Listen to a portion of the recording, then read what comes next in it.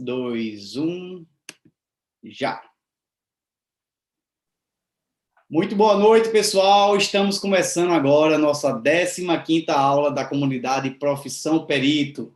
E eu, como sempre, aqui estou acompanhado da Adriane e hoje está levando falta o Luiz, né? Luiz que passou o dia aí realizando vistorias em 2 estados, aqui na Paraíba e no estado vizinho, em Pernambuco.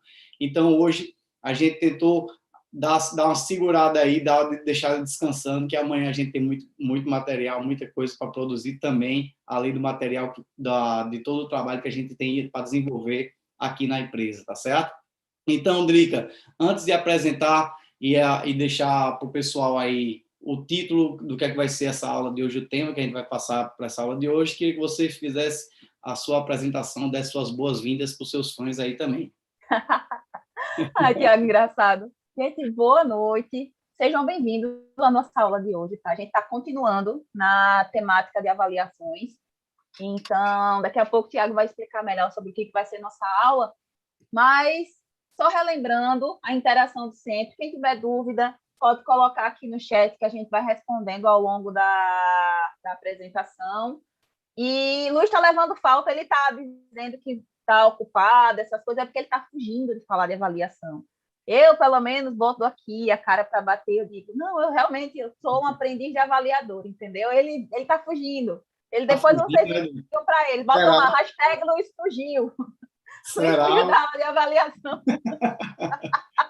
Se for, vou puxar a orelha dele. Vou lá, vou investigar direitinho, vou usar os dots de CSI da gente para chegar à conclusão dessa condição aí. Mas, enfim, pessoal, hoje a gente está trazendo como tema, né?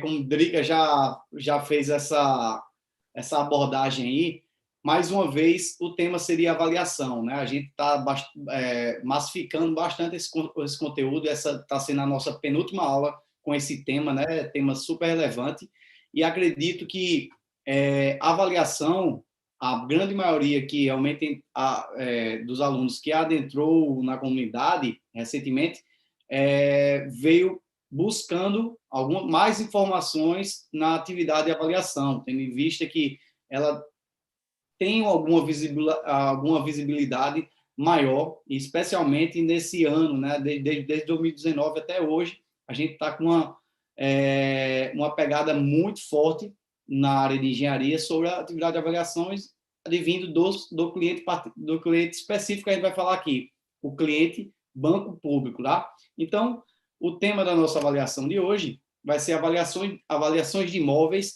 e credenciamento. Quais são as particularidades da avaliação para esse cliente, o banco? E aí, antes de a gente realmente dar início, quero avisar para vocês aí que estão acompanhando por YouTube, né? Essa aula aqui é um conteúdo de forma que vai ficar gravada e disponível para assistir a qualquer momento para os alunos da nossa comunidade. Além disso, todo o conteúdo que a gente trouxer aqui e material bônus vai ser disponível único e exclusivamente para os alunos da nossa comunidade.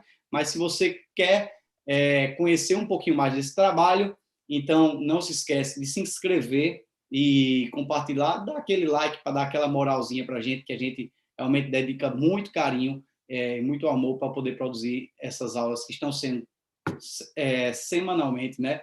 A gente tinha a proposta de fazê-la de forma quinzenal, mas a gente está com alguns meses, praticamente, toda semana, toda segunda-feira, trazendo esse conteúdo de forma gratuita também para os nossos seguidores do YouTube. Então, ajude a fomentar esse canal e esse conteúdo passe para os seus colegas, que realmente você vai ter isso aí como retorno também. Vai que você realmente termina formando uma parceria, uma sociedade com esse seu colega também.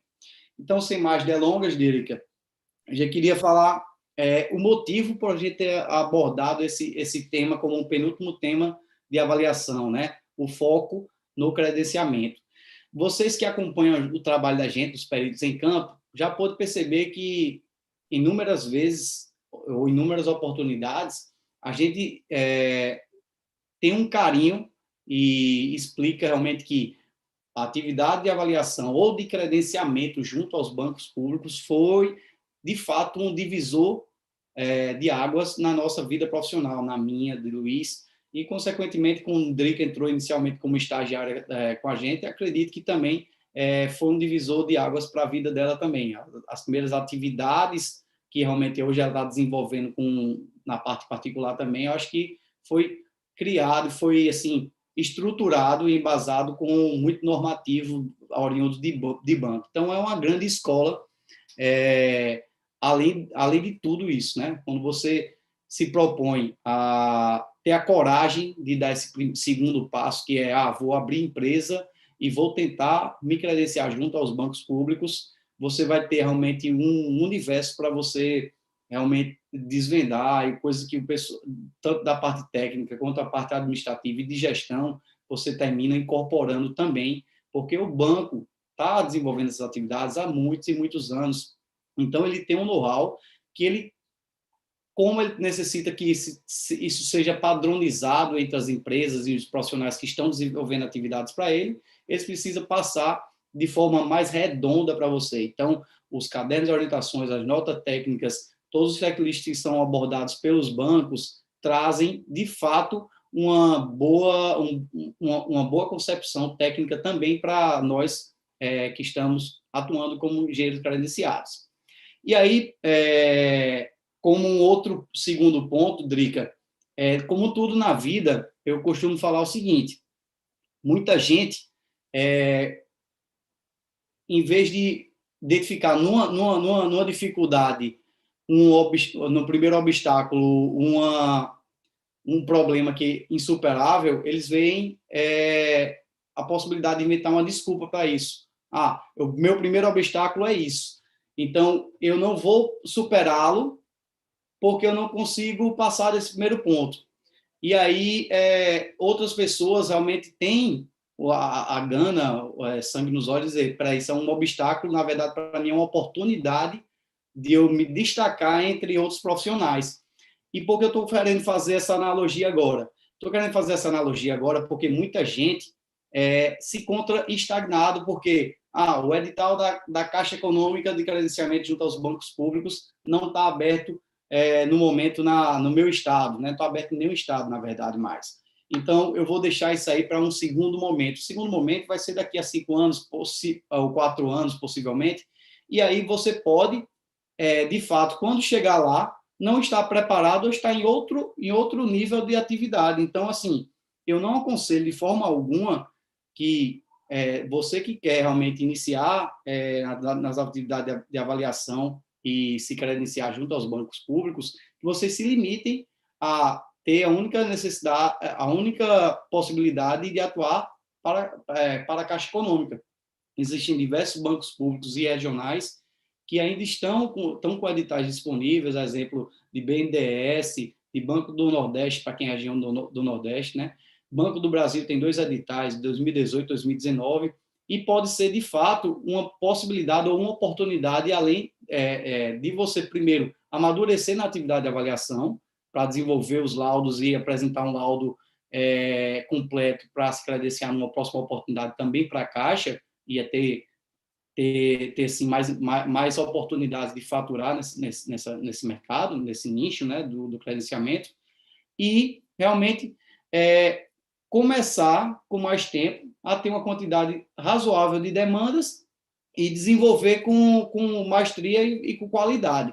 Então, assim, como muita gente já sabe, eu e o Luiz, quando tentamos habilitar a nossa empresa na atividade de avaliação junto à Caixa Econômica no primeiro edital, lá em 2012, terminamos por ter o laudo negado por falha técnica. Mas a gente não ficou esperando simplesmente uma próxima oportunidade, que foi depois de 2 anos, naquela época, era 2 anos, e a gente seguiu com BNB na época, e em seguida Banco do Brasil, e a gente realmente conseguiu fazer outras atividades para o banco, para a Caixa Econômica, mas não estava fazendo avaliação, e hoje a gente tem a nossa empresa atuando, a minha, a dele, em diversos estados, tanto para a Caixa como Banco do Brasil, como o Banco do Nordeste, aguardando a resposta do BNDES e outros bancos particulares, a gente vai também dar mais uma peneirada nesse sentido. Então, não encare como um obstáculo, nem encare como uma desculpa, encare como uma oportunidade também de crescer de forma mais tranquila, né, com a quantidade de demandas um pouco mais razoável. Esse é um primeiro ponto, Drica. Você quer tecer algum comentário sobre o tema, Drica? E, gente, a gente fala muito sobre, antes do credenciamento, a gente fala muito sobre edital, a gente fala muito sobre processo de credenciamento.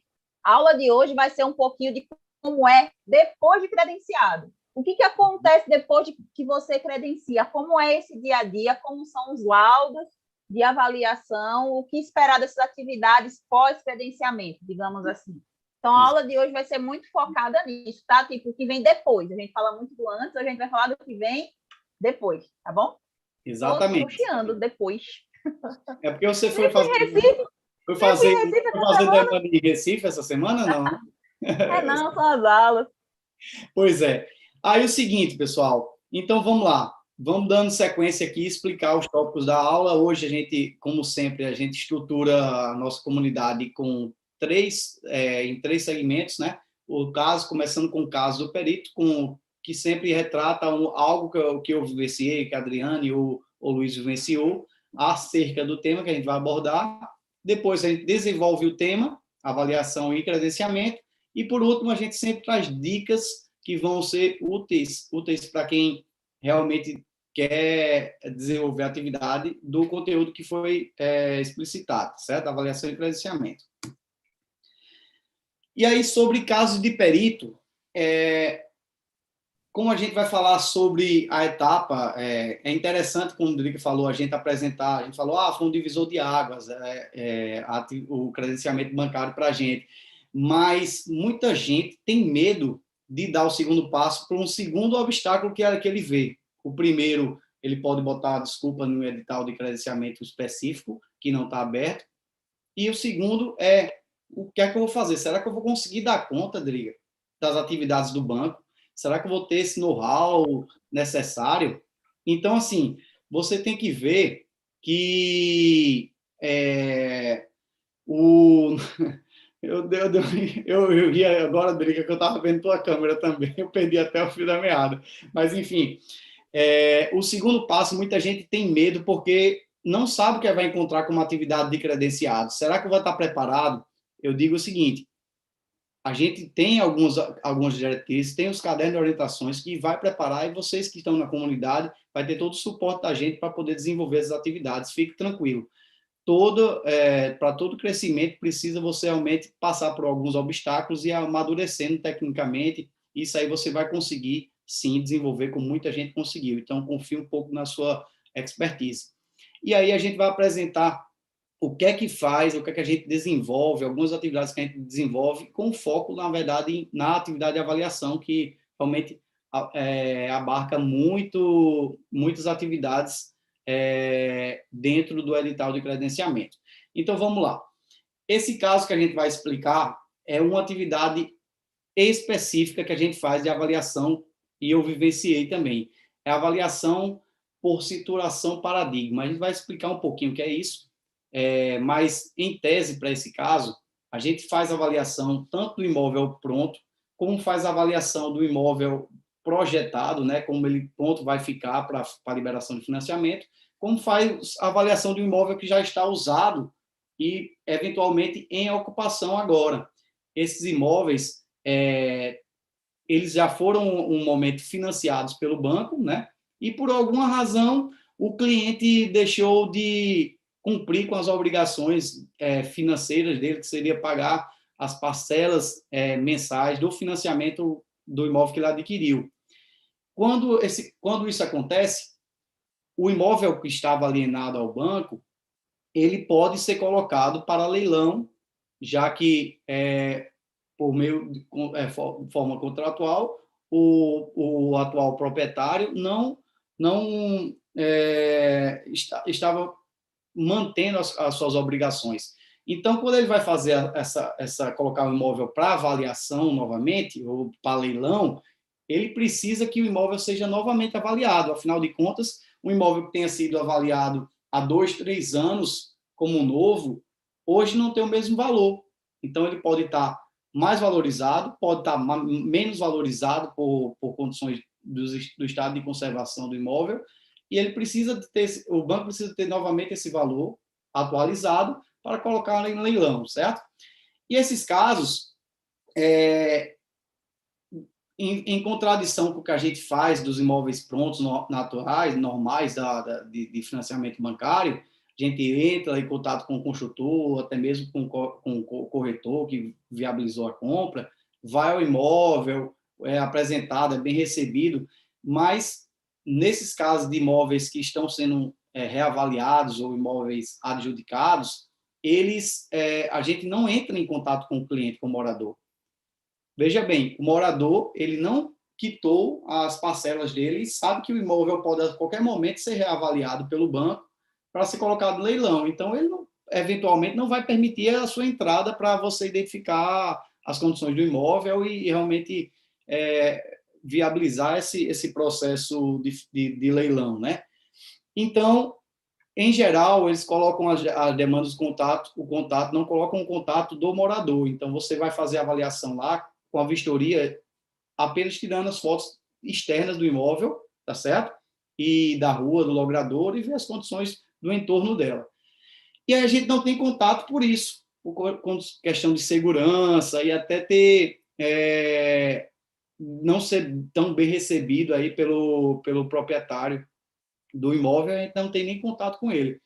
Então, a gente teve um determinado caso em que uma cidade, eu recebi uma demanda e fui desenvolver esse tipo de avaliação, nessa vistoria em que eu não preciso adentrar no imóvel, e o imóvel iria ser colocado em leilão. Então, é sempre uma situação um pouco constrangedora se você encontra o proprietário lá de frente ao imóvel, né?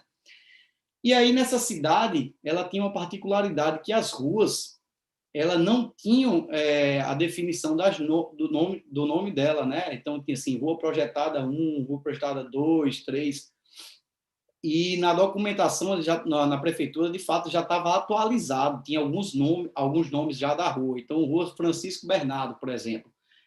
Eu conseguia identificar mais ou menos pela sequência da rua 1, 2, 3, 4, 5, mas eu nem sempre tinha certeza se de fato era essa rua ou seria a segunda. Então, eu eventualmente perguntava ao morador se a rua realmente era essa que eu estava procurando. Mas o que acontece?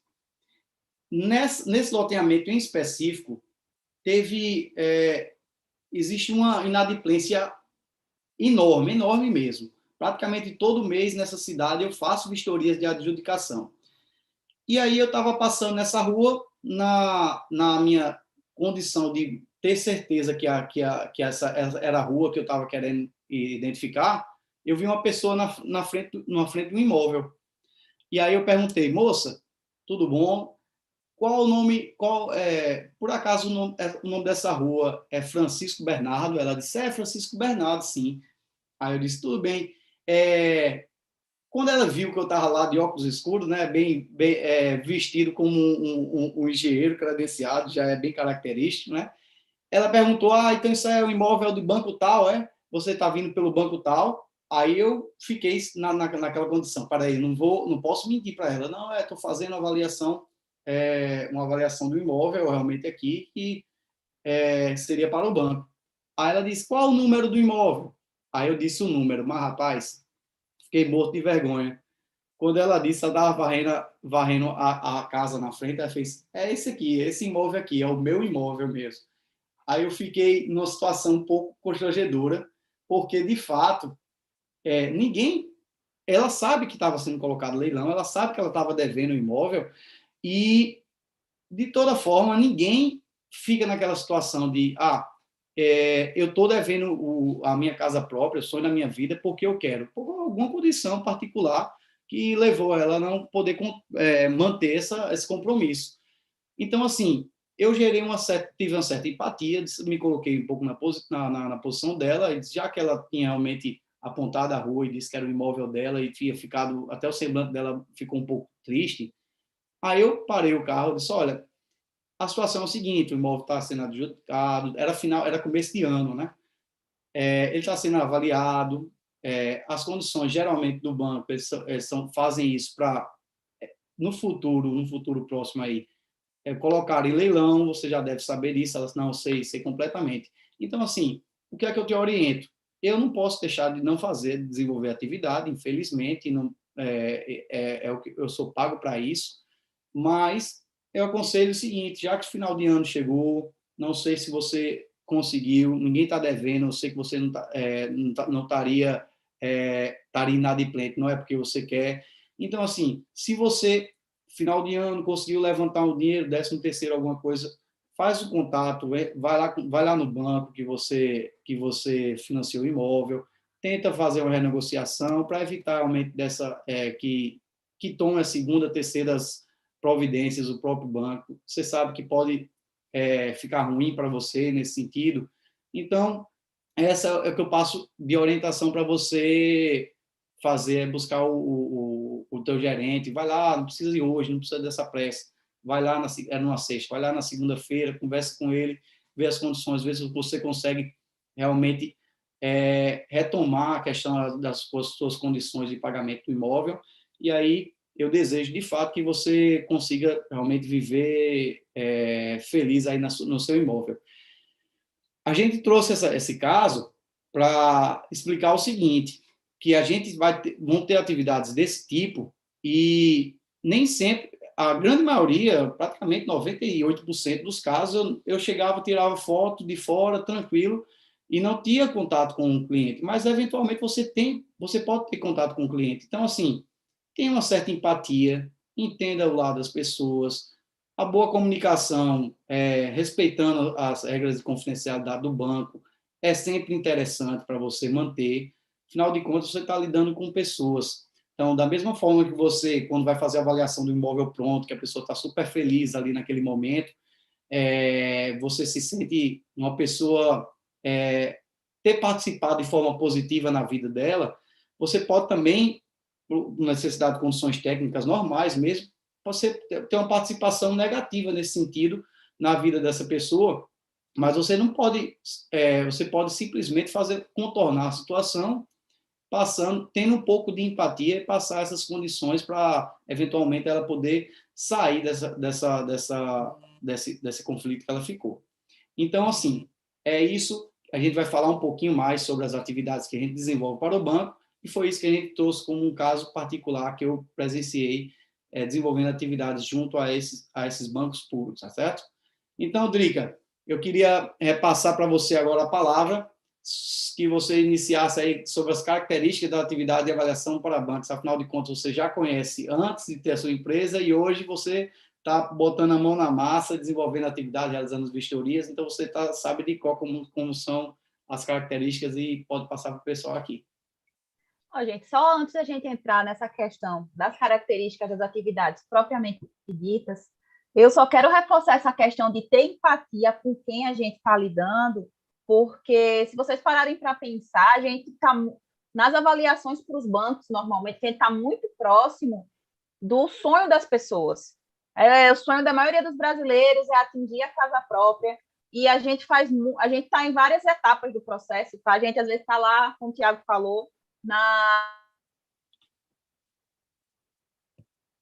Drica? Oi? Deu uma cortada. Acho que é a internet. Tá lá. Sim, a gente está lá na parte positiva para liberar o crédito, digamos assim, o cara realizar o sonho dele. Às vezes a gente vai ter que negar a garantia, a gente vai explicar direitinho isso, a gente às vezes tem que negar a garantia. Só que assim, não é intenção nossa fazer o bem ou o mal a ninguém.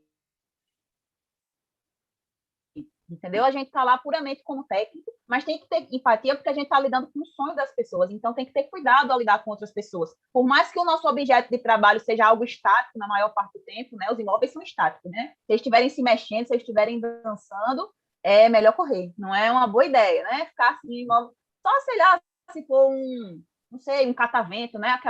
Uma turbina, uma hélice eólica, acho que é legal que ela se mexa. Mas, fora isso, é melhor que as coisas estejam paradinhas ou o mais paradas possíveis. Mas quem vai habitar aquilo são pessoas. No fim, por mais que não sejam pessoas o nosso objeto de trabalho, no fim, é um ser humano que vai habitar aquele imóvel, é um ser humano que está negociando aquele imóvel. Então, a gente tem que estar lembrando que o nosso objeto não é o humano, mas quem vai usar é o humano, tá? Então, vamos lembrar, não vamos ser robozinhos, não vamos ser máquinas, certo? Agora, entrando no modo robozinho, entrando no modo máquina, o que a gente precisa saber com relação à avaliação de imóveis? Primeira coisa que a gente sempre fala aqui, para qualquer laudo que você vai fazer, para qualquer atividade técnica que você vai fazer, a primeira coisa que você tem que ter em mente é qual a finalidade do meu trabalho?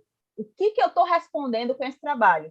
Quando você tem isso em mente, dificilmente você vai elaborar o trabalho errado, digamos assim. Então, qual é a finalidade de um laudo de avaliação para um banco, certo? Por que o banco contrata uma empresa e essa empresa tem um credenciado, um engenheiro ou um arquiteto, para fazer uma avaliação de imóveis? O banco quer que uma pessoa especializada, uma pessoa que entende de imóveis, diga para o banco: banco, essa casa aqui, esse apartamento ou qualquer coisa que esteja sendo avaliada, vale X reais, tá? É mais ou menos o seguinte que ocorre. Isso vale X reais, e se você emprestar X reais para essa pessoa, esse imóvel cobre esse empréstimo. É isso quando a gente fala capacidade de garantia, análise de viabilidade de garantia, é muito nesse sentido. O banco quer emprestar X reais para a pessoa, e se a pessoa não pagar, o banco vai ter os X reais dela assegurado, garantido naquele imóvel. Algumas vezes o valor, esse dinheiro, é um financiamento imobiliário, ou seja, o banco está emprestando ao cliente o dinheiro para ele aquisicionar aquele bem, mas outras vezes não é financiamento imobiliário. Outras vezes o cliente está tentando conseguir um empréstimo para aplicar em algum outro... Às vezes é um empréstimo, por exemplo, para fazer o crescimento do negócio dele, conseguir capital, essas coisas. Então, ele vai oferecer os bens dele como garantia. A finalidade do laudo de avaliação para os bancos, então, é essa, tá? Analisar a viabilidade de garantia. Por que você tem que ter isso em mente? Diferentemente do laudo de avaliação puro e simples, que normalmente tem um objetivo de valoração, né, do bem, a avaliação de garantia normalmente inclui outros fatores. Você não, na maior parte dos laudos de avaliação para banco, você não vai dizer só o imóvel vale X, ou o imóvel vale Y, ou está no intervalo de valores, tem vários tipos de avaliação, tá? Você não vai dizer só isso. Você vai dizer também, banco, esse imóvel é apto como garantia porque se enquadra nos requisitos que você disse que são importantes para a garantia, certo? Então, por exemplo, você pode avaliar um imóvel caindo aos pedaços, desde que você use lá os parâmetros de valorização, desvalorização, estado de conservação, ROS-REIDEC, essas coisas todas na vida. É só você considerar a desvalorização do imóvel, nada te impede. Mas você pode aceitar um imóvel caindo aos pedaços do banco? Depende. Existem casos que sim, existem casos que não. Tem as restrições para essas coisas. Então, essa é a diferença, tá, gente, da finalidade da avaliação para o banco. Entra um pouquinho mais a diagnóstico, eu costumo dizer. A avaliação do credenciado tem um pezinho um pouquinho maior na diagnóstica do que pode parecer. Tá bom? Por isso que eu digo que é uma portinha de entrada boa para o diagnóstico, o credenciamento. E muita gente, na verdade, quando vai fazer o laudo, Driga, laudo do modelo completo para credenciar junto aos bancos, me pergunta isso: Tiago, eu estou com um imóvel que ele está, de repente, só tem um disjuntor, eu posso avaliar esse imóvel? Eles confundem justamente a garantia que é exigida pelos bancos com a possibilidade de você avaliar. O que está sendo analisado quando você vai submeter um laudo, né, para credenciamento bancário é se a sua técnica está correta, a avaliação que você fez cumpriu as normas, mas nada de garantia vai ser elencado lá, tá certo? O que a garantia é inerente na atividade de financiamento para um empréstimo, para aquisição de um bem. Isso aí é de um pós, né? Um pós-credenciamento, como o Drica está falando. Mas é isso aí mesmo. Sobre isso, posso passar, Drica? Pode sim. Vamos lá. Continuando, gente, então a gente já sabe qual é a finalidade, certo? A finalidade é avaliar essa garantia e a diferença, digamos assim, é que além desses valores do imóvel propriamente dito, eu vou estar interessada em saber essa viabilidade da garantia. E qual o principal diferencial dos laudos de avaliação para os bancos? A grande maioria dos bancos adota laudos simplificados. Se vocês já assistiram ou já começaram a assistir as aulas do curso de avaliação, vocês devem saber, ou deveriam, tá? Porque às vezes a gente esquece das coisas, mas eu levei um puxão de orelha um dia desse porque eu não lembrava das minhas aulas de cálculo 1. Vê se pode, minha gente, eu paguei cálculo 1, vai fazer 10 anos já na vida. Eu levei um puxão de orelha porque eu não lembrava de cálculo 1. As pessoas, né, têm prioridades diferentes na vida. Mas não esqueçam, o laudo completo é aquele modelinho que está lá na norma, que tem um monte de coisa, um monte de página, que tem um monte de itenzinhos obrigatórios. O laudo simplificado é um modelo particular, onde determinados itens são obrigatórios e outros itens podem ser omitidos em função das particularidades daquele objeto de análise. Falei bonito, não falei? Falou. Parecia que eu tinha decorado o texto, mas foi não, gente. Saiu assim, saiu normal. Mas, continuando, o laudo simplificado ele vai ser adaptado para o que o banco, no caso, quer saber. Então, por exemplo, existe um modelo de laudo simplificado da Caixa para determinados imóveis, existe um modelo simplificado do Banco do Brasil. Por quê? Porque eles têm as respostas que eles querem. Todos eles vão estar lá, fundamentação, precisão. Por quê? Porque essas são informações muito importantes para explicar a avaliação, tá? Então, por exemplo, valor do imóvel, precisão, fundamentação e equação, provavelmente todos os laudos vão ter, no mínimo, essas informações. Outras informações, por exemplo, detalhamento, apresentar todos os dados, detalhamento das variáveis, explicação dessas variáveis, explicações dos pressupostos dessas coisas, não precisa, na maioria das vezes, tá? Então, o banco está muito mais interessado que você descreva aquele imóvel direitinho para embasar os porquês dessa sua aceitação como garantia, digamos assim, do que outras coisas que a gente faz nos laudos completos. Por norma, Drica, ele define quais são os itens exclusivos do laudo simplificado, o mínimo que você vai apresentar, e o laudo na versão completa, tá certo? Muito poucos itens não são abordados na versão completa, na versão simplificada, em relação à completa, né? Então, você tem a grande maioria vai estar tanto no simplificado quanto no laudo completo. Beleza. A forma que ele é apresentado, com praticamente assim, um relatório e um laudo mais descritivo, é que fica o grande diferencial para quem bate o olho para dizer se é um laudo simplificado ou completo. E o simplificado por si só, ele já utiliza de muitos checkbox, algo do tipo, para poder ser preenchido de forma mais rápida, né? O banco ele precisa ter essa resposta, precisa, como você disse, ter um nível de fundamentação e precisão fundamentado, enquadrado conforme a norma técnica, e isso aí vai ser uma resposta que dá confiança ao valor do imóvel. Mas algumas informações eles querem mais cara crachá, bater de bate pronto, afinal de contas, os prazos são bem reduzidos, né, para desenvolver esse tipo de laudo, e não faz sentido a gente preencher, talvez, para a grande maioria de financiamento habitacional, folhas e folhas para fazer esse trabalho, senão não teria como deixar a logística funcionando, tá certo? Então, está tudo normatizado. No curso de avaliação meu, no finalzinho, especialmente no módulo 6, eu coloco o detalhe de cada um, boto o modelo simplificado, boto o modelo laudo completo. Estudar?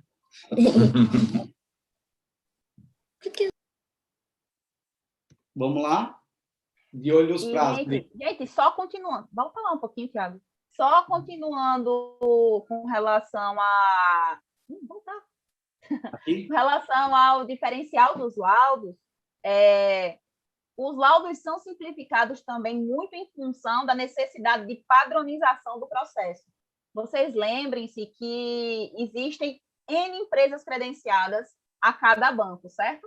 Então, eles precisam padronizar, e se cada empresa adotasse seu próprio modelo, as pessoas que iam receber esses laudos, muitas vezes eles não são técnicos, tá? Quem recebe o laudo de avaliação do credenciado é o gerente do banco, ou alguém dentro do... Não necessariamente um gerente, mas é um técnico bancário, é alguém que lida com atividades bancárias. Ele não é um engenheiro, ele não é um arquiteto. Então, por exemplo, se a gente mandar um laudo completo, seria muito mais complicado dele obter a informação que ele precisa. Ele precisa das informações para seguir lá com o processo bancário dele, tá? Por isso que o laudo precisa ser simplificado. É muito para facilidade desse processo e de todas as pessoas que estão envolvidas. É uma cadeia gigante, gente. Existe uma pessoa que abre um chamado, que vai chegar para um credenciado, esse credenciado vai entrar em contato com as pessoas, vai fazer a vistoria, vai fazer a avaliação, vai devolver, esse laudo vai para outra pessoa, que vai para não sei mais quem, para não sei mais quem. É um monte de gente, tá? A gente é só uma pontinha, só um pedacinho do processo. Então, tem que estar tudo muito padronizado para esse processo ter o menor chance de erro possível. E uma coisa muito importante também com relação ao diferencial dos laudos é que cada banco tem requisitos específicos, tá? Então, além quando vocês se credenciarem, quem está tentando, quem está no processo, quando vocês se credenciarem, a primeira coisa que vocês precisam se preocupar é ler os normativos específicos do banco que você se credenciou. Por quê? Você seguir a norma é uma exigência para você fazer seu trabalho, tá? Então, você vai ter que saber norma de avaliação, vai ter que saber avaliar. Só que, para fazer a questão das aceitações das garantias, você precisa saber quais são os requisitos do banco. Então, é muito comum a gente receber mensagem assim no nosso direct. Peritos, aprova casa em rua sem pavimentação? Peritos, precisa ter água encanada? Precisa ter outorga de poço? A gente recebe essas mensagens direto, tá, gente? De pessoas que são de quem está construindo, em geral, e quer saber o que pode e o que não pode. E o pessoal, eu já tenho cara de depende, mas a resposta é sempre depende, gente. Por quê?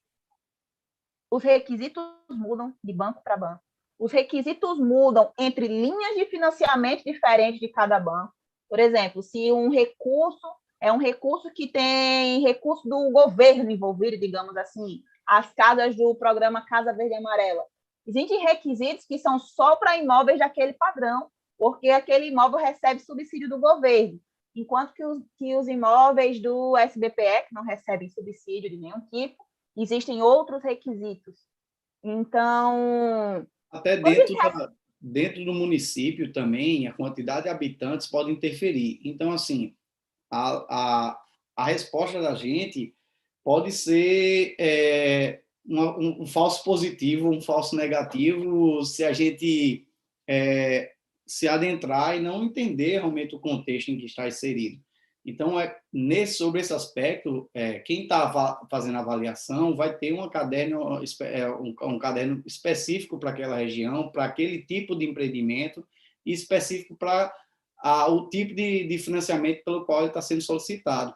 Então, existe uma grande análise que deve ser feita, e todo mundo tem que estar ciente do que vai fazer, se estiver atuando como credenciado ou como construtor, para esse caso, para ter realmente a resposta positiva, ser um verdadeiro positivo e um verdadeiro negativo. Exatamente. E se você recebeu algo, se alguém está aí e recebeu um depende, provavelmente fui eu que falei esse depende, tá? Porque eu sou Miss Depende aqui no PEC. Mas é sério, gente. Não é, digamos, não é má vontade de responder, não é que a gente não saiba, é porque a gente precisa entender o contexto. Muda de cidade para cidade, muda de estado para estado, muda de banco para banco, muda de linha de financiamento para linha de financiamento. Então, não existe uma resposta pronta. Quando alguém me pergunta, Adriane, aceita sem pavimentação? Eu fiz, calma aí, devagar, coisinha, vamos, me explique. O que você quer saber se pode, se não pode? É imóvel novo? É imóvel usado? É SBPE? CVA? A gente vai desenvolvendo uma conversa para conseguir dar uma resposta, tá? Mas, então, digamos assim, saber a norma, e saber os normativos do banco que você está usando, ou que você está trabalhando, tá bom? Parece algo complicado, gente, mas com o tempo a gente vai aprendendo. E nos grupos que a gente tem de credenciado, todo dia é alguém perguntando, minha gente, pode telha de 6 milímetros? Aí vem alguém, normalmente sou eu, lá no pote, caderno de orientações técnicas, tá, gente? Item tal, tem falando que pode. Na tabela de garantias tem falando que pode. E vocês, com o tempo, vão se acostumar com isso. É o dia a dia de credenciado, estar olhando esses códigos, que eles são atualizados frequentemente também, tá? Então, não tem nem como decorar. Por fim, e por último, e não menos importante, sobre essa questão de como é a atividade de avaliação para os bancos, o laudo é mais simples, é um laudo super fácil de fazer, mas, por ser mais simples, os prazos são muito curtos. Então, normalmente, a gente recebe uma demanda e tem que entregar essa demanda em 5 dias, em 7 dias, depende do banco. E isso é um prazo muito curto. Se você parar, para quem fez só um laudo até hoje, foi o laudo para tentar credenciar ou está fazendo, é um prazo bem curto. É um prazo para você, pensa bem, você está aí fazendo seu laudo, você fazer modelo, você fechar o modelo ficar lá redondinho, você preencher o laudo, você fazer a vistoria, entendeu? Então, essa questão dos prazos, a importância é você se organizar. Porque o que acontece? Você tem que trabalhar, digamos, no limite dos prazos para conseguir juntar o máximo de demandas possíveis e otimizar suas viagens. A regra é sempre essa, tentar esticar os prazos ao máximo, mas, ao mesmo tempo, tentar adiantar o máximo que você conseguir das atividades de escritório. Então, no início, você vai ter muito trabalho para começar a elaborar seus modelos. Você vai ter muito mais dor de cabeça, porque você ainda está zerado com seus bancos de dados. Você não tem ideia de como são as tipologias dos imóveis. E, vez por outra, realmente vai cair um imóvel de tipologia diferente. Mas, com o tempo, você vai tendo seus modelos mais redondinhos e essa atividade vai ficando mais rápida, entendeu? Então, as dicas, né, que a gente vai dando para quem está para começar. Essa aula, gente, é uma aula muito pensada para, tipo, me credenciei, deu certo, fechei meu contrato, recebi minha primeira demanda. Jesus Cristo, o que é que eu faço? Então, você senta, respira, lê os normativos. Depois que você lê os normativos, aí você vai e pensa o quê? Não, vou agendar minha vistoria. Tenta agendar sempre um pouquinho mais perto do fim, mas para quem está começando, às vezes é interessante ir um pouquinho antes, porque a vistoria te dá muita ideia de como montar teu modelo. Inclusive, o Tiago fala no curso de avaliação que você primeiro tem que fazer a vistoria para depois começar a coleta de dados e tudo mais. Só que como os seus prazos no credenciamento bancário às vezes são muito curtos, você pode até começar pela coleta de dados, desde que você consiga entender através da matrícula e dos documentos que você recebe qual a tipologia do imóvel e essas características você tentar adiantar ao máximo o seu modelo, tá? Então, essa questão do gerenciamento dos prazos é trabalhar dentro desses prazos, porque se você não cumpre os prazos, você pode ser penalizado de alguma forma, tá, gente? Não é assim, entreguei fora do prazo, perdi meu credenciamento. Não é bem assim, mas você pode sofrer algumas sanções contratuais, estão lá previstas no contrato que você assina, que podem fazer você pagar. Tem banco que tem multa, por exemplo, por atraso. Tem banco que, tipo, a reincidência em atrasos, você vai receber, digamos, os puxões de orelha, e dependendo de quantos puxões de orelha você receber, você pode receber como sanção ficar um tempo na geladeira, entendeu? Sem receber demanda. Tem vários tipos de sanções. Até, no último caso, você ser descredenciado porque você não está cumprindo o contrato, porque está previsto no contrato esses prazos curtos, tá? Pois é. Então, se vocês já conseguiram entender mais ou menos a logística do banco, eles padronizam, permitem o envio de laudos simplificados, mas para isso você precisa ser mais uma roldana dentro desse sistema. Então, você precisa entrar nesse jogo que o banco faz de dar giro na quantidade de demandas suficientes. Então, você consegue também atender com uma boa capacidade de gestão aos prazos, de forma a ter uma qualidade também, evidentemente é necessário, a ter uma qualidade e desempenhar com um prazo que é curto, mas que termina depois de um tempo, quando você já consegue estar bem enquadrado na tua rotina. Se você parar para pensar, você consegue sim ajustar. E a gente pode passar muitas dicas de gestão também nos cursos que a gente tem disponível, né, Dri? Exatamente. Inclusive, para quem está começando na comunidade, tem aula, tem um curso todo só sobre credenciamento, tá? O CISACRED é para quem está começando no credenciamento. Então, vai ter lá dica de gestão, dica de como se organizar para as atividades, checklist de vistoria. Então, vão por lá, se ficarem com muitas dúvidas, vão por lá que vocês vão se achar.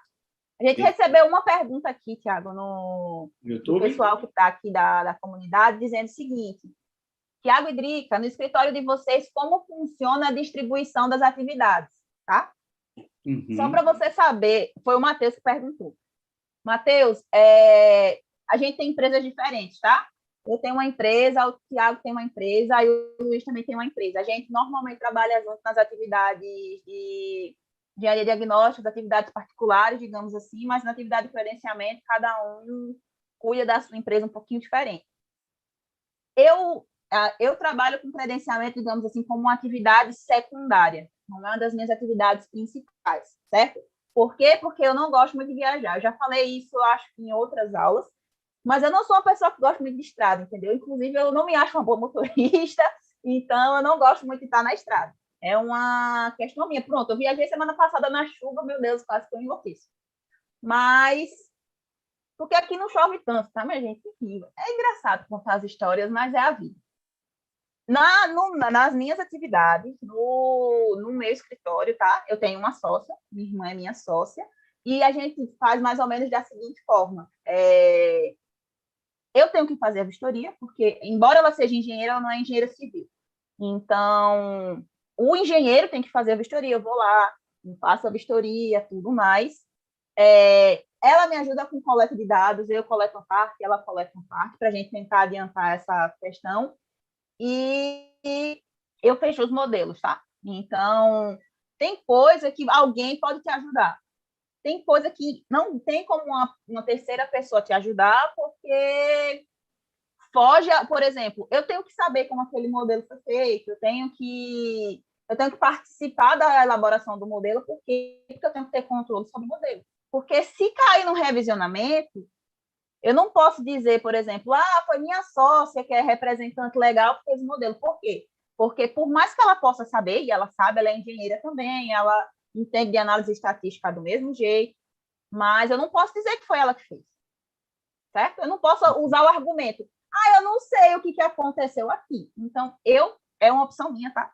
Eu faço todos os meus modelos, tudo bonitinho, tal, fico lá. Comecei até a pegar um certo carinho pelo Cisdea, Thiago não vai acreditar. Estou com certo carinho pelo Cisdea, que é o software que a gente usa para avaliar, tá, gente?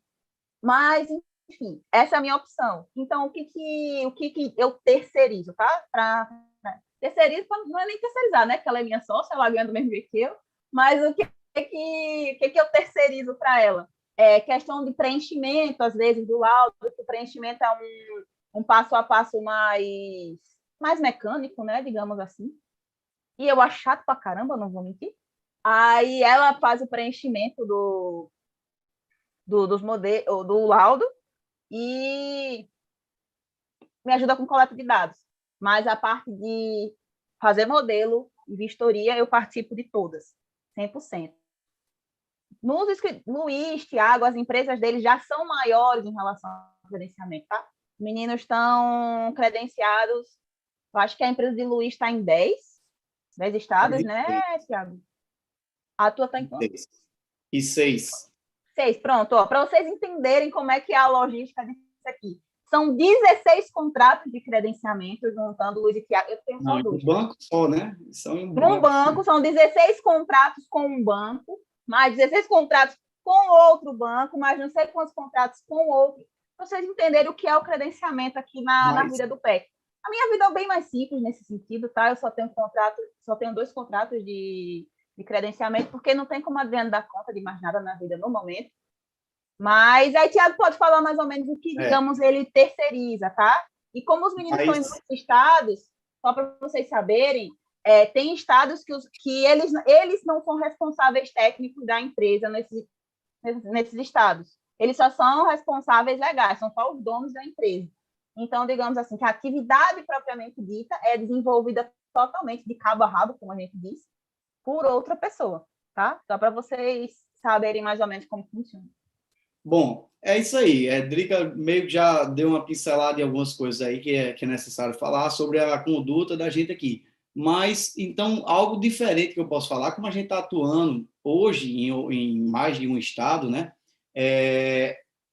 inicialmente já foi um problema a questão de coleta de dados e definição de modelo. Isso aí acontece muito nos primeiros meses, quando você está começando a atuar dentro de algum estado que você não conhece.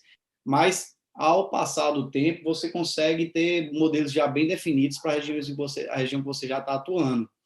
Então, assim, você dedica na atividade de avaliação alguma hora técnica maior nos primeiros meses e depois, com os modelos prontos, vocês, como são imóveis habitacionais, tendem a ter repetição de modelo, você consegue utilizar os mesmos modelos que você utilizou, que você fez para uma determinada avaliação numa cidade, para avaliar imóveis assemelhados a ela.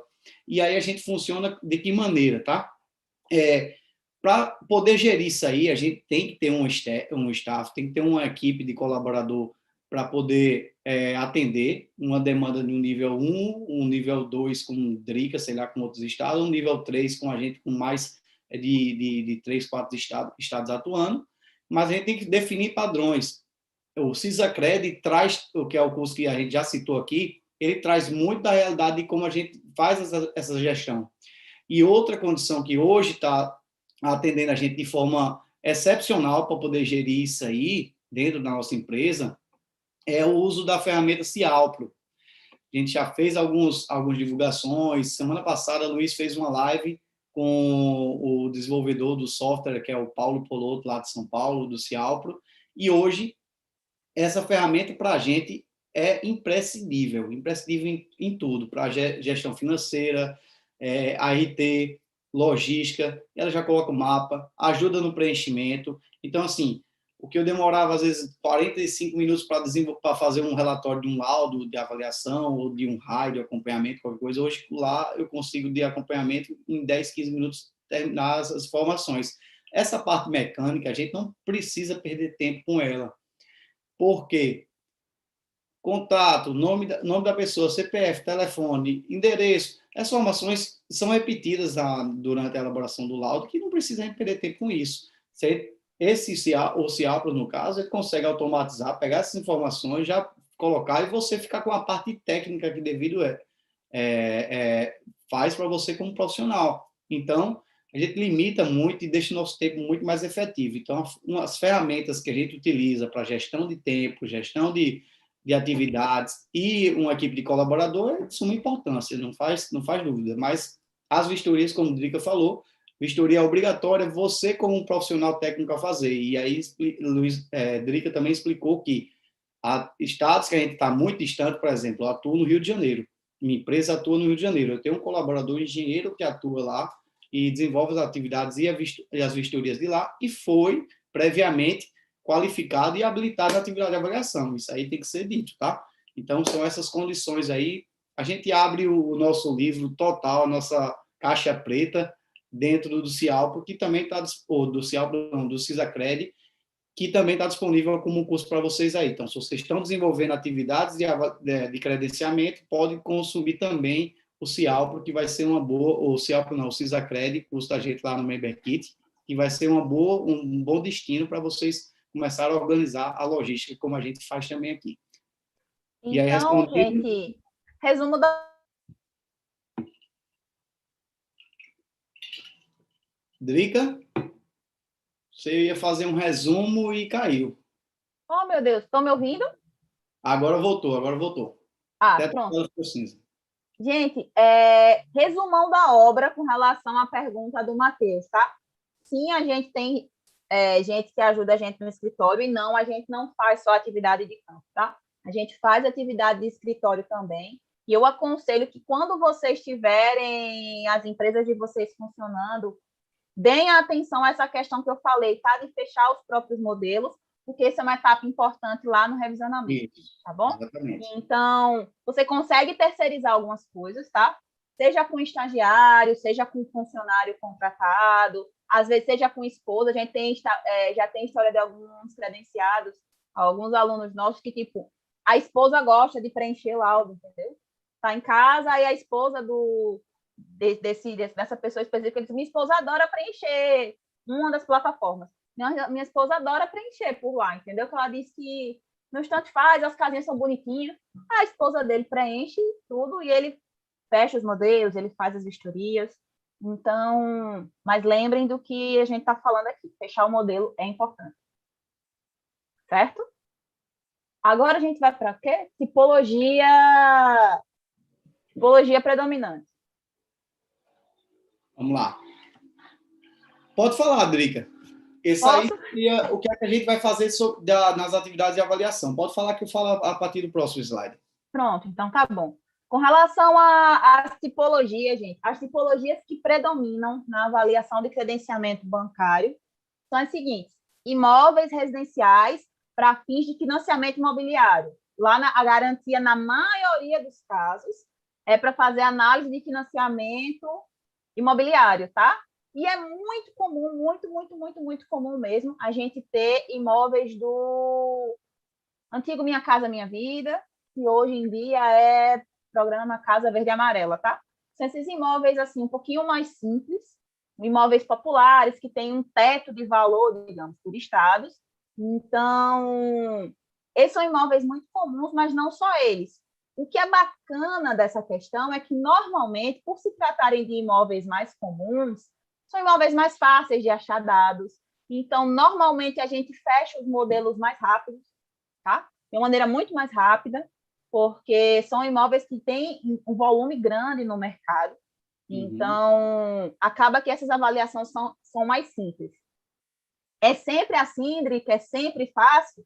Não, não é sempre fácil. Se fosse, seria maravilhoso. Às vezes tem umas pedrinhas no sapato, a gente vai falar delas também, e a gente já falou em outras aulas de avaliação que os imóveis de Minha Casa Minha Vida, Casa Verde e Amarela, tem um pequeno problema que é, às vezes, a não variabilidade do preço, tá? Lembrando que para os imóveis que para a gente poder fazer uma análise estatística, a gente tem que ter variação. Se tudo for constante, não dá para a gente usar aquilo como variável, certo? Lembram disso? Se a gente trabalha com um imóvel que tem um teto, todo mundo só vende os imóveis por aquele teto, às vezes é um pouquinho complicado a gente fechar os modelos de Minha Casa Minha Vida por isso. Mas, de maneira geral, são avaliações bem mais simples de serem feitas por conta dessa questão do mercado, tá bom? E aí entra na parte do adjudicados, né? O caso, o tema que eu apresentei como caso de perito no início da nossa aula. E avaliações paradigmas. É preciso, primeiro, que vocês entendam o que seriam imóveis adjudicados, alienados, de uma forma geral, tá? Já foi explicado lá no caso de perito, mas esses imóveis, quando são financiados, né, o imóvel pronto, está lá, eu tenho o desejo de aquisicionar aquele bem. Eu não tenho valor completo para pagar para o construtor quanto vale aquele imóvel. E aí eu vou ter que usar o subsídio de bancos públicos ou financiadoras para poder me emprestar esse dinheiro e eu fazer a aquisição dele e pagar de forma parcelada, corrigido com juros e multas para os bancos. O que acontece? Esse imóvel, enquanto eu estou pagando, ele de fato não é meu ainda. Ele vai ser meu quando eu finalizar todas as parcelas e o meu compromisso de pagamento junto ao banco que eu busquei o financiamento. Então, se você não, seu compromisso, seu dever é manter o pagamento das parcelas em dia, e o do banco é realmente recepcionar, depois disso aí, já liberou o dinheiro para você realmente poder adentrar no seu imóvel. E se você, em algum momento, nesse período de pagamento das parcelas, não fez o seu dever de casa, que seria o compromisso dos pagamentos de financiamento, as parcelas, né, mês a mês, o banco pode reaver esse imóvel de volta. E ele precisa de fazer, sim, uma avaliação para identificar as condições do imóvel hoje, né, após 2, 3 anos de utilização, para ele colocar em leilão, tá certo? E a característica é que, para um engenheiro credenciado, caem essas demandas. E o análise muito interessante que eu tinha feito, o Drica tinha falado até em off contigo aqui, é que a avaliação de imóveis também tem a semelhança do que é a engenharia diagnóstica. A gente também atua no pré, no durante e no pós. No pré, a gente pode ter atividades que você faz um projeto para ser financiado a construção junto aos bancos, então você avalia quando ele estiver pronto, quanto vai custar. Tem a avaliação que é a mais recorrente, que é durante, né, a etapa durante que o imóvel foi financiado. Agora pode ser liberado para um proprietário, contanto que ele vá com certa quantia que você vai avaliar, e você pode avaliar depois que o proprietário já utilizou o imóvel e agora ele não quitou, ele pode ser, o banco pode estar reavendo esse imóvel para colocar em leilão. Então, você avalia tanto antes, quanto durante e depois, se você botar esse parâmetro aí. E as avaliações de situações paradigmas, nesse caso, a paradigma é o seguinte: você vai avaliar o imóvel com as condições que você consegue ver externamente e por meio de documentação. Então, aquele caso lá que eu citei, eu não tinha a possibilidade de acesso no imóvel para olhar, por exemplo, padrão construtivo, estado de conservação interno. A norma permite que você faça essa avaliação de forma externa, identificando as condições do entorno, identificando a fachada, algo do tipo, e as documentações que existem, né, de forma pública, como certidão, de inteiro de cada imóvel, que pode ser requisitada num cartório de imóveis. Então, é permitido por norma técnica, fazer esse tipo de avaliação. E essa avaliação, ela, de fato, todo mês eu faço também, eu desempenho essa atividade. Tanto a atividade do imóvel já pronto, quanto a atividade de imóvel projetado para a construção, quanto a atividades dele quando eu não consigo o acesso nas vias internas do imóvel, tá certo? Eu posso fazer esse tipo de avaliação, é uma característica de bancos ou de perícia judicial também, quando você está em litígio e, de repente, por alguma condição adversa, você não pode, até que envolva até a segurança do perito, você não pode entrar no imóvel. Então, mas essa característica de avaliação do imóvel paradigma é muito usual em bancos públicos, tá certo? Para reaver as condições de financiamento. E lembrando, só fazendo um adendo, gente, a gente falou em algumas aulas para trás, a gente contou um caso de perito, que era exatamente uma ação judicial do dono de um desses imóveis que tinha sido adjudicado, reclamando que não ia devolver o imóvel, não sei o quê, porque o imóvel dele valia muito mais. E, digamos assim, o avaliador não tinha considerado as benfeitorias que ele tinha feito no imóvel pós-ocupação. Uhum. E essa, inclusive, é uma limitação do paradigma. A gente muitas vezes não consegue ver por trás dos muros. Às vezes os muros estão muito altos. A Tiago até colocou umas dicas esses dias nos stories, mostrando, tipo, tirando foto pela caixinha de correio e tal, mostrando as dicas para dizer se está ocupado, se não está ocupado. Mas a avaliação paradigma vai ter limitações e, digamos assim, vai ter um maior nível de decisão tomada pelo avaliador. O avaliador vai ter que inferir mais. Supõe-se que isso está de tal forma, supõe-se que, digamos assim, terá mais pressupostos, não é nem suposições. Mas a avaliação paradigma parte de muito mais pressupostos do que uma avaliação normal, tá? E você tem que registrar seus pressupostos, você tem que dizer o que é que você está pressupondo para poder chegar naquele valor, para estar justificado lá na frente, que, por exemplo, você não conseguiu ver, você não entrou por motivos óbvios, que não é esperado que você entre. Então, esse é o único detalhe, digamos assim, em relação a paradigma, tá? Você não entra, então tem mais pressuposto. Não é possível de você realizar, não, de forma alguma, até para esses tipos de avaliação de reiteração. É como o Drica mostrou lá na imagem, os imóveis, em alguns casos desse programa, né, que tem maior volume de demandas, variam muito pouco. Então, você consegue, às vezes, pela fachada, ter uma boa expectativa aproximada do que você vai ou iria encontrar dentro do imóvel como padrão construtivo, tá certo? Mas vamos lá. Característica de atividade de avaliação para bancos, que, na verdade, reflete todo tipo de atividade de avaliação. É o tripé das variáveis que eu sempre cito e cito também na minha aula no curso de avaliação. É sempre importante você identificar variáveis que expliquem a localização, seja algo a melhorar aquele imóvel por ele estar situado lá, ou a piorar, por exemplo, aproximação de de uma orla, né? De uma orla, a orla às vezes atrai o valor do imóvel para cima, como uma aproximação, por exemplo, de uma favela, uma região não tão segura, pode também depreciar o valor desse imóvel, ou próximo a shows, enfim. E a localização é algo de suma importância. Para mim, é o tipo de variável, é o grupo de variável que é o mais importante dentro de um modelo estatístico. Tem que ter alguma coisa que explique ele onde ele está inserido.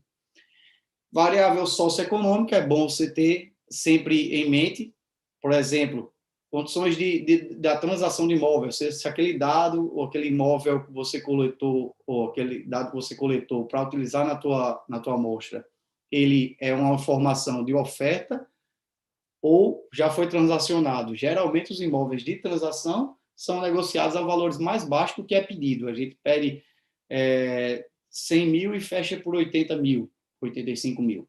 Isso acontece de forma bem rotineira e é bom que a gente consiga identificar. Se não, como uma variável dependente na amostra, a gente consiga fazer uma justificativa utilizando o campo de arbítrio lá no final, a resposta final do teu imóvel avaliando. E as variáveis estruturais, aí nesse rol de variáveis estruturais entra uma porrada como padrão construtivo, estado de conservação, área, frente do imóvel, enfim. Essas condições, é bom que você, quando for fundamentar o teu modelo estatístico, ele, dentro do banco, ele, de forma aleatória, o banco vai auditar o teu laudo, né? Você vai fazer 30, 50, às vezes ele vai pegar um e vai identificar se realmente está em conformidade com as normas técnicas, e um dos pontos que ele identifica é se realmente está bem distribuídas as variáveis para explicar de forma satisfatória o mercado do imóvel avaliando. Então, esse tripé, você tem que deixar bem anotadinho aí, ou sempre ter em mente para não fugir algo que explique pelo menos uma destas três características. Algo também que é uma característica de muita relevância, em especial quem atua no interior do estado, tá certo? Nas capitais, a gente não tem tantos problemas desse tipo, cidade com a quantidade de habitantes mais reduzida. Mas, para quem, como eu, já atua lá pelo interior, pelo sertão do Paraíba, eventualmente vai fazer avaliação em cidades que tem 16 mil, 18 mil, como eu fiz recentemente, semana retrasada, no estado de Pernambuco, a cidade, pelo último dado do IBGE que eu tenho consultado, ele tinha 16 mil habitantes.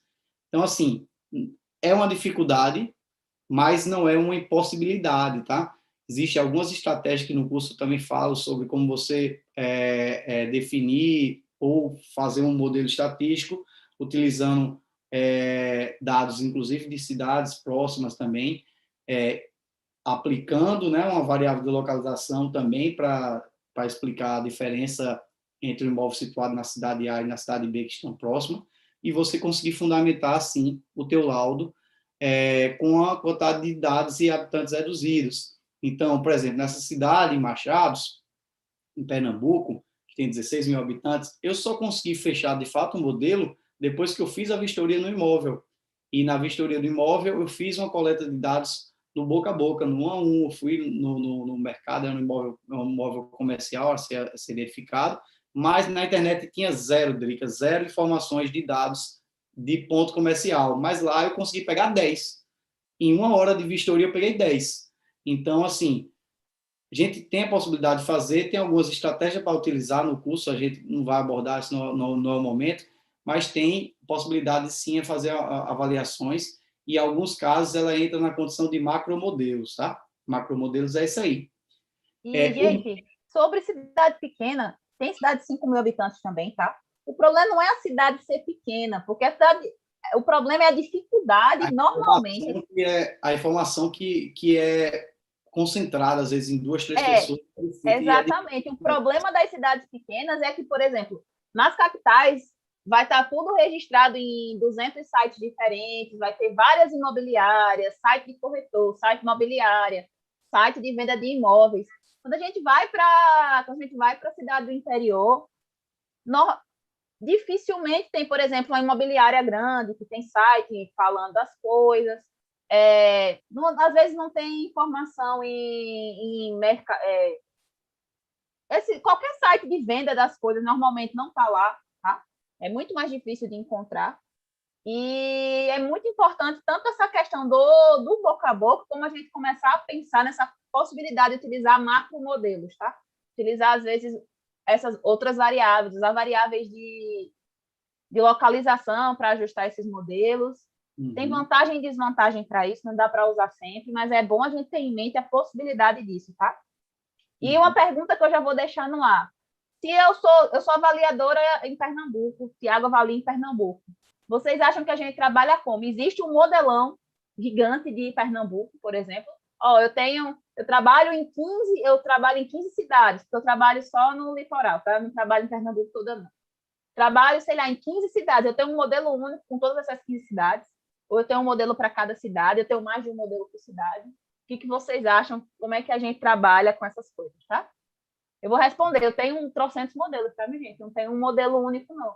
Eu tenho trocentos modelos. Tenho 3, 4 modelos para um bairro, dependendo da situação. Só para vocês saberem como é que funcionam as coisas. Cada tipologia vai pedir uma coisa. E o macromodelo, primeiro vocês têm que entender o que seria um macromodelo, tá? O macromodelo, a gente chama de macromodelo quando a gente pega, por exemplo, uma quantidade maior de dados e necessariamente amplia também o raio de abrangência, tá certo? Às vezes, por exemplo, uma cidade inteira, vamos dizer, com um modelo já pré-definido. Então, 4 ou 10 bairros com um modelo já definido por essa coleta de dados que tem mais de 300 dados. E aí eu vou falar as vantagens e desvantagens, tá? Hoje os bancos, eles já passam esses macromodelos porque eles têm algumas, como ele tem muita informação, já financiaram bastante imóvel, ele termina pegando essas informações, atribuindo algumas variáveis de forma geral que tente explicar o comportamento do mercado de forma mais satisfatória. Então, eles ficam com muitas variáveis e muitos dados para poder explicar o comportamento de uma forma geral de uma tipologia de imóvel, por exemplo, de casas, dentro da cidade de Recife, por exemplo. Eu vou começar com a desvantagem. Primeiro, eu não acho a ideia do macromodelo algo interessante para você utilizar de forma bem contundente. Minha posição generalizada, né, Tiago? Assim, para tudo. Tem gente que acha que o macromodelo é a solução da vida. Isso, de forma bem contundente. Eu acho que macromodelo não é algo que se explique de forma satisfatória o mercado. E até meio que à primeira vista, Drica, ele é visto como uma desconstrução do que seria a avaliação, porque veja bem, se a gente faz o quê? Numa avaliação, a gente, por inferência estatística, a gente tem um certo nível de confiança, mas a gente extrai do mercado uma parcela dela, do universo, para poder explicar por algum conjunto de variáveis dependentes. A gente nem consegue coletar todas as informações dos dados disponíveis de toda essa região e nem consegue definir quais todas as variáveis que estão sendo implicadas, direta ou indiretamente, para explicar esse comportamento o valor desse imóvel. Então, se a gente tiver essa ideia de que, quanto mais dados, se eu tiver 1.000 dados e tiver 300 variáveis, eu vou estar explicando melhor o mercado. Mas, de fato, a gente vai chegar numa linha que termina não explicando, em muitos casos, não explica o valor de fato que é justo para aquele imóvel. Então, eu acho muito mais interessante a vantagem você não utilizar macromodelos, você definir, vou avaliar aquele tipo de imóvel. Então, eu vou pegar, estou vendo as características dele, estou vendo como ele está inserido. Geralmente, em 4, 5 variáveis, a gente consegue explicar com qualidade um modelo estatístico e de forma satisfatória, bem ajustada à realidade. Então, eu pego imóveis assemelhados, sei que essas 4, 5 variáveis estão impactando de forma mais significativa, eu consigo, com 25, 30 dados, definir isso aí. E eu consigo ter uma sensibilidade, Drica, do que estou aumentando a área aqui, por isso que esse imóvel está com um valor maior que esse. Ou ele está reduzindo um pouquinho tem a mesma área, mas eu estou reduzindo um pouquinho o padrão construtivo, por isso que ele está com a resposta um pouquinho mais abaixo. O que eu não consigo ter de forma muito clara no macromodelo. É muito espalhado. E aí o cara o mercado não é linearizável dessa forma. Termina que a gente não consegue, vai fazer uma avaliação com a particularidade, a gente não consegue chegar, às vezes, dar uma falha de R$ 30.000, e isso aí é relevante para imóveis desse tipo. Então, as desvantagens que eu acho, a vantagem que você consegue repetir, né, o modelo, tem menos dor de cabeça, né, para fazer mais modelos. Você define um macro modelo, você consegue fazer mais uma região, avaliar mais uma região maior dentro de uma determinada cidade, vamos dizer assim. Mas, em contrapartida, você perde um pouco da sensibilidade. Eu acho que a grande desvantagem do macromodelo é esse. O avaliador não é muito palpável a formação do preço. Então, eu não gosto de macromodelos, mas isso é uma característica do banco. Em algumas cidades já estão bem mapeadas, em especial capitais e regiões metropolitanas ali, ele já tem bem definido o modelo com certa precisão do que pode ser feito. Em contrapartida, sabendo que existem casos e casos que não vai bater com o macromodelo dele a avaliação, ele permite que, se o avaliador considerar que o valor está aquém ou acima do esperado dentro do macromodelo, ele apresente a avaliação com o modelo próprio. Então, é de conhecimento que o macromodelo nem sempre justifica de forma satisfatória o mercado. E, gente, com relação a macromodelos, tá? Os macromodelos, eles são... É algo amplamente utilizado, o Thiago já falou aí, é uma prática muito comum dos bancos, e o que a gente, como profissional que atua na área, vê como grande limitação deles é exatamente essa tentativa de linearizar e homogeneizar coisas que não são homogeneizáveis. Porque o que acontece? Por que eu falei eu tenho trocentos modelos, eu tenho mais de um modelo para explicar o mesmo bairro, por exemplo? Porque a gente vai ter, no mínimo, um modelo por tipologia e vai tentar analisar coisas parecidas. Quando eu junto muitos bairros diferentes dentro da... Quando a gente está trabalhando num único bairro, eu consigo ter variáveis de localização, às vezes, que são em relação, por exemplo, proximidade da via principal. Eu consigo ter essas variáveis de localização que me dão uma sensibilidade real, eu consigo ver. Esse imóvel está melhor localizado dentro daquela região. Quando eu começo a ter variáveis, minhas variáveis de localização costumam ficar, às vezes, só em relação à região, eu perco muita sensibilidade de localização e eu vou estar, às vezes, penalizando alguns bairros, o valor de determinados bairros vão ficar penalizados, enquanto que outros vão estar superestimados dentro dessa mistura, entendeu? Acaba que fica uma verdadeira mistureba esses dados. Eu não consigo tratar, eu não consigo sentir. Eu estou lidando com tanto dado, eu tenho uma amostra maior, né, em teoria, estou lidando com uma amostra maior, então, se a gente pensar puramente estatístico, eu estou lidando com um número maior de dados, um universo maior de dados. O grande problema é que aquilo que o Thiago sempre fala, eu estou comparando laranjas com bananas. Não chega a ser laranja com bananas, tá? Normalmente a gente está comparando banana com banana. O grande problema é que eu vou estar comparando, às vezes, banana nanica com banana maçã, com banana prata, banana comprida. São todas bananas. A gente está tratando de imóveis da mesma tipologia, mas elas não... Se misturasse elas, não ia dar... Eu não sei se dá para misturar banana, não sei como é o processo de reprodução de uma banana. Mas, às vezes, enfim... Se você misturar essas bananas, vai ter uma coisa diferente, tá? Não vai dar certo a sua receita se você botar duas bananas diferentes. Então, acaba que os macromodelos, eles dão certo mais ou menos, digamos assim. É aquele negócio, tem que ter ressalva, tem que ter precaução para usar, tá? É bacana, não é ruim, não, é bacana. Mas com restrições, com ressalvas. Exatamente. Você tem que ter a sensibilidade, o avaliador tem que ter a sensibilidade. E aí a gente trouxe... sobre essa questão de macromodelos, para poder definir um macromodelo, a gente, como eu estava explicando, tem que ter algumas variáveis de localização que explique, ou socioeconômico, que explique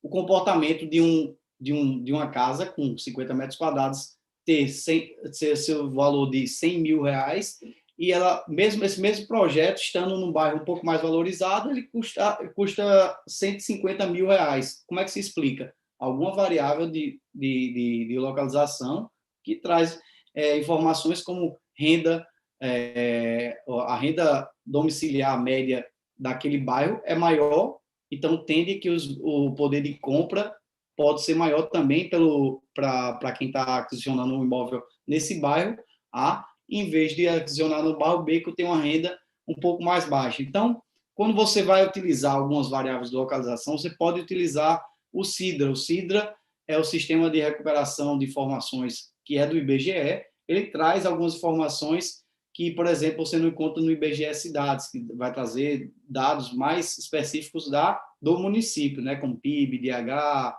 economia, algo voltado para nível de cidade. Mas aqui dentro do SIDRA você consegue, em alguns casos, buscar informações como a renda domiciliar, que é uma variável proxy bem bacana de se utilizar.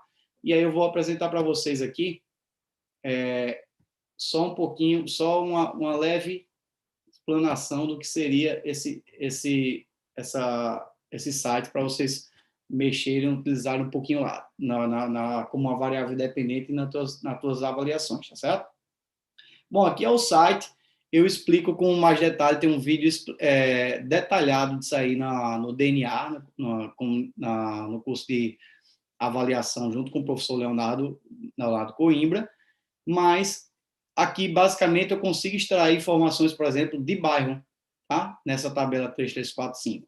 Então, por meio desse site, eu venho marcando algumas caixinhas aqui, do tipo, o que é que eu quero obter de informação aqui? Eu boto o valor do rendimento nominal médio dos domicílios particulares permanente em reais, com 2 casas decimais. Posso colocar outra informação aqui, isso aí vai muito da sua necessidade, mas geralmente eu deixo marcado esse aqui. Eu quero só situação do domicílio na área urbana ou na área rural. Eu quero geralmente na área rural ou na área urbana, já que eu sou engenheiro civil e faço avaliação de imóveis urbanos e não rural.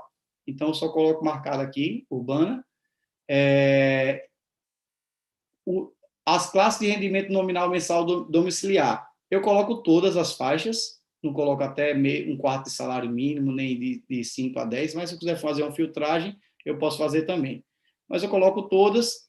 Aqui só tem informação da última atualização, que foi 2010, e as atualizações do IBGE são feitas de 10 em 10 anos, tá?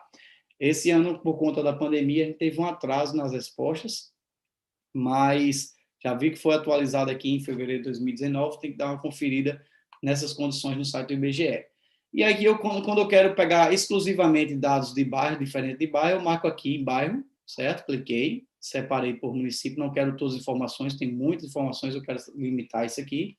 E aí eu coloco aqui, por exemplo, PB. Então, ele está filtrando aqui alguns bairros da Paraíba e eu posso visualizar, não sei se vocês vão ver também aqui, o resultado dessa informação de renda por bairro no estado da Paraíba.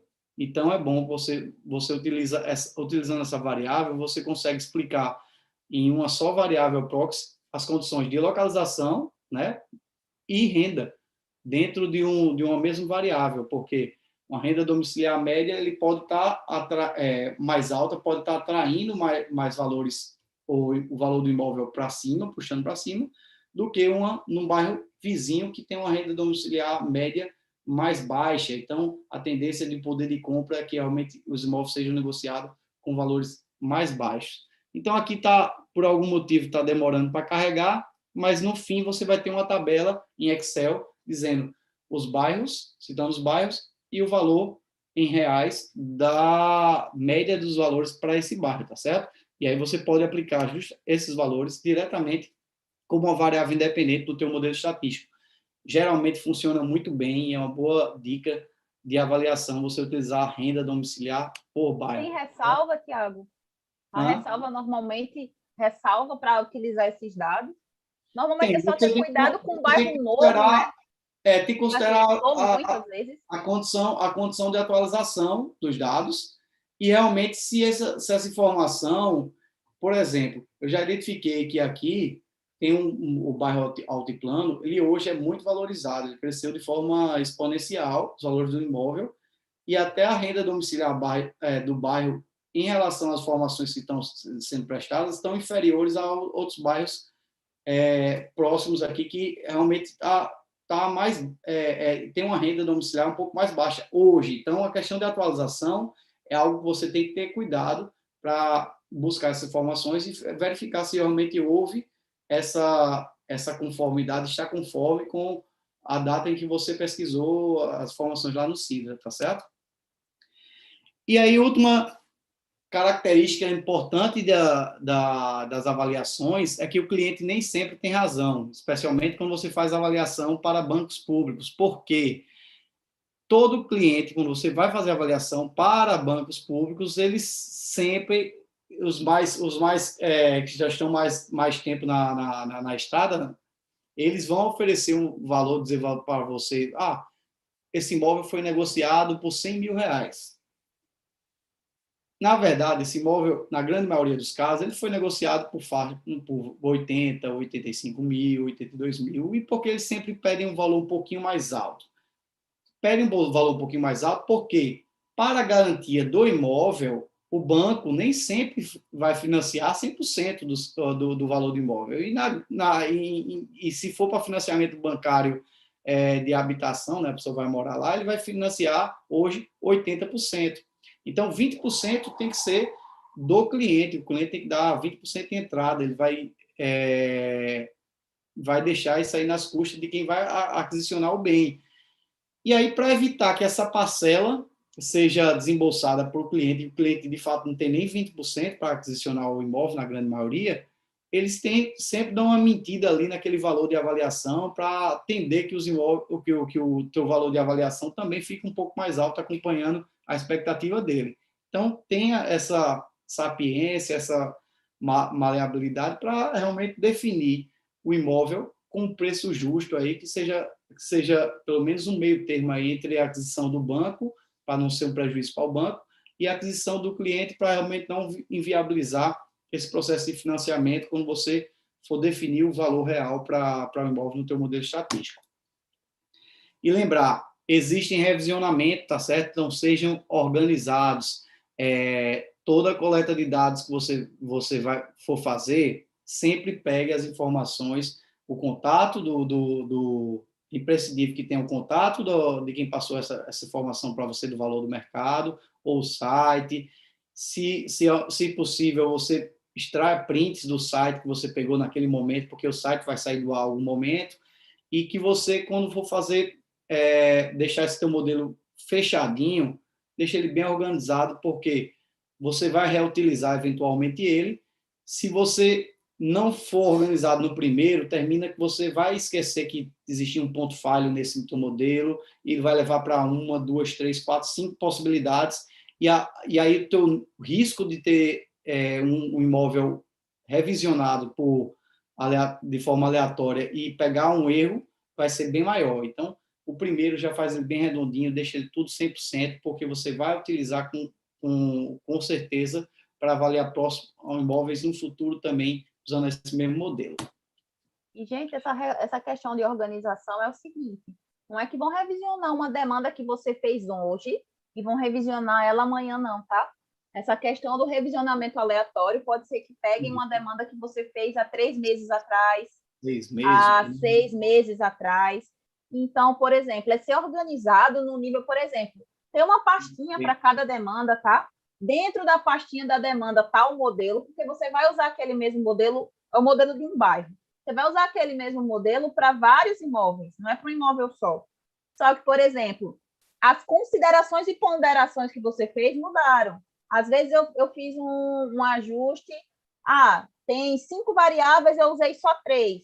No outro eu usei 4. E assim vai indo. Então, se você mudar, se você passar por cima, né, digamos, do modelo, como é que você vai lembrar o que é que você fez? Você acha é super fácil chegar de novo naquela equação, porque a pergunta que vão te fazer é como você chegou nessa equação? O modelo não está lá inserido, porque normalmente eles pedem para inserir o modelo, mas o modelo não está lá inserido no sistema. Como é que você chegou nisso? Veio de Deus, assim, caiu do céu? Não dá para dizer que veio de Deus, entendeu? Então, vai ficar lá tentando 1 milhão de vezes chegar no modelo? Complicado. Então, sejam organizados nesse sentido também. Ter tudo separadinho. Se você fizer alguma ponderação maluca, anotem as ponderações malucas, porque às vezes a gente tem sentido para a gente naquela hora, não vai fazer daqui a 6 meses. Então, anotem as ponderações malucas, deixa um bloquinho de notas lá. Aqui eu pensei uma coisa maluca assim, assim, assim. É quando você for pegar, eu vou ter que explicar isso para alguém, é? Tá, mas pelo menos você sabe o que você pensou, certo? Exatamente. Então, dito isso, nós chegamos na reta final da nossa aula de hoje e vou apresentar para vocês de forma resumida o que é que a gente já trabalhou durante essa praticamente 2 horas de 1 hora e meia de aula, né? Vamos lá. A gente apresentou aqui para vocês algo que a gente gosta muito de falar, que seria atividades de avaliação junto aos bancos públicos. Falou inicialmente que essas atividades têm um caráter bem interessante para quem quer se adentrar nesse mercado, porque ela traz para você uma clientela de forma automática e ela traz também alguns subsídios ou padrões técnicos que vão realmente deixar você um pouco mais confiantes e vai desenvolver a sua consciência técnica de forma mais natural possível por meio dos cadernos de orientações fornecidos pelos bancos, porque já passaram por diversas etapas em que se complicaram por descumprir uma parte normativa, uma parte técnica ou detalhe que é imprescindível no momento de uma avaliação, por exemplo.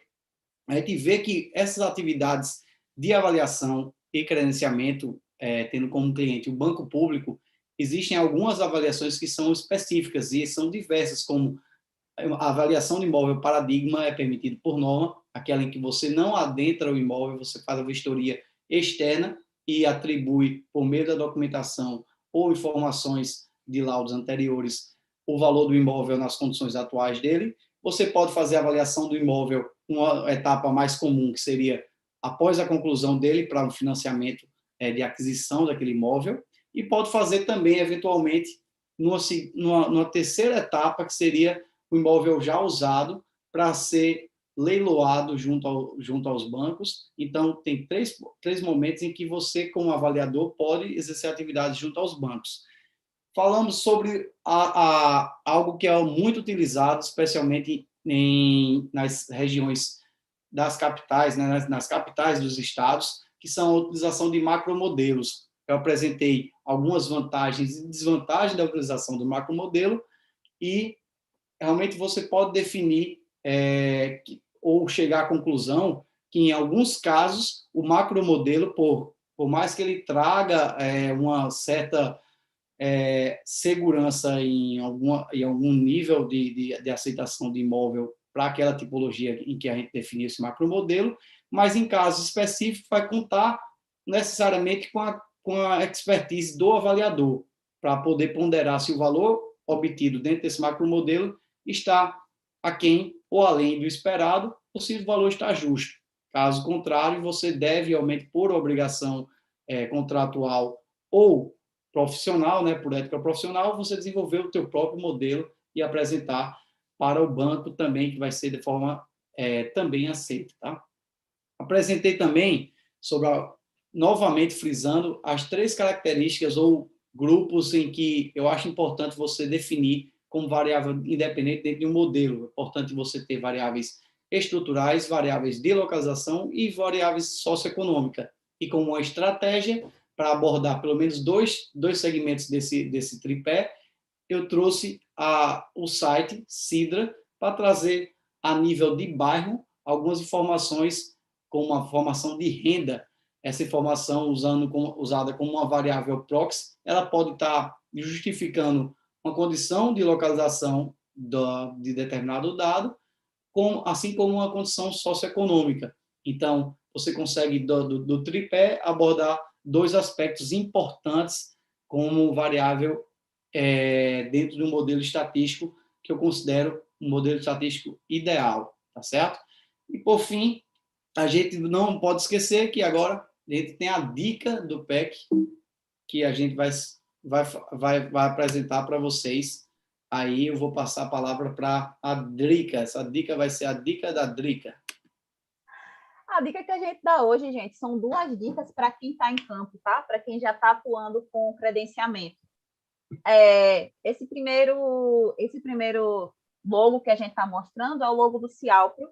A gente sempre fala no Cialpro, a gente fala no Cialpro no Instagram, a gente fala no Cialpro aqui, porque o Cialpro é um dos grandes responsáveis para a gente conseguir dar conta de tudo que a gente faz, não só as atividades de credenciamento, tá? E a outra ferramenta que eu vou falar, o Cialpro já tem ela embutida, digamos assim. Eu estava lembrando com o Tiago da época que, se alguém aqui é novo, não sabe da história da gente, do PEC, etc., eu comecei como estagiária no PEC há uns 5 anos atrás, mais ou menos, eu acho. 2016, 5 anos atrás, tá?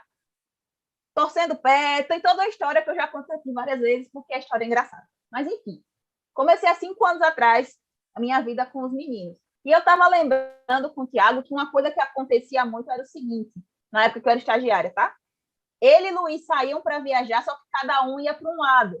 Um ia para um lado do estado, o outro ia para o outro lado do estado. E a gente sempre usou Drive, né, para sincronizar as fotos. Não tinha Cialpro nessa época, pelo menos que a gente conhecesse. O Cialpro já existia, a gente não sabia. Aí os dois faziam a foto na mesma hora e as fotos sincronizavam na mesma hora para o Drive. Aí os pobres dos estagiários tinham que separar as fotos. Eu não, tá? Eu era estagiária de elite. Então, digamos, eu trabalhava nas atividades de diagnóstico. Mas os meus coleguinhas estagiários de avaliação, se vocês estiverem ouvindo isso, eu estou falando brincando, mas os estagiários de avaliação, eles tinham que separar as fotos. Aí entravam 2 fotos na mesma hora e as casas eram praticamente idênticas. Aí como é que ele ia adivinhar se a casa era sei lá, em Brejo do Cruz ou em São João do Rio do Peixe? São cidades aqui da Paraíba, tá, gente? Não dava, gente. Aí ficavam os meninos, ficavam um do lado do outro, e ficava, Drica, vem cá, tu acha que isso aqui é a cozinha dessa casa? Aí eu falei, bicho, faço ideia. Ficava a gente viajando. Gente, isso era tipo 5 anos atrás. As tecnologias mudaram, tá? As fotos agora, o celular já coloca referenciamento nas fotos, mas antigamente não era assim, não, tá? Só para vocês saberem, a gente está acompanhando a evolução da tecnologia. Então a gente penava, os estagiários penavam. Como eu era estagiária de elite, né, digamos assim, eu não passava por isso, eu tinha outros estresses, mas para você ver o nível do estresse que a gente tinha. Parece um estresse besta, mas era um tempo perdido danado, a gente tentando dividir. O Cialpro e o Timestamp, eles trabalham com ferramentas de geotag. Uma das funcionalidades do Cialpro, ele tem um monte, mas é inserir essa geotag que, para um dos bancos, é obrigatório, tá? Tem que estar dentro, os dados de localização geográfica têm que estar inseridos dentro da imagem.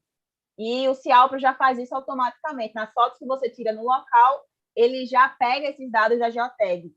O Timestamp é um aplicativo de câmera, tá?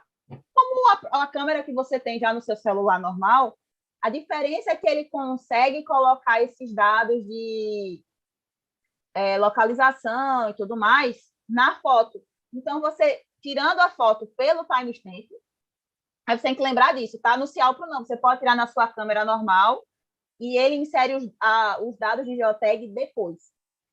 A diferença pro Timestamp sim, o Timestamp é gratuito, tá, gente? Então, se vocês quiserem, é só entrar na loja de aplicativos do celular de vocês, e é gratuito.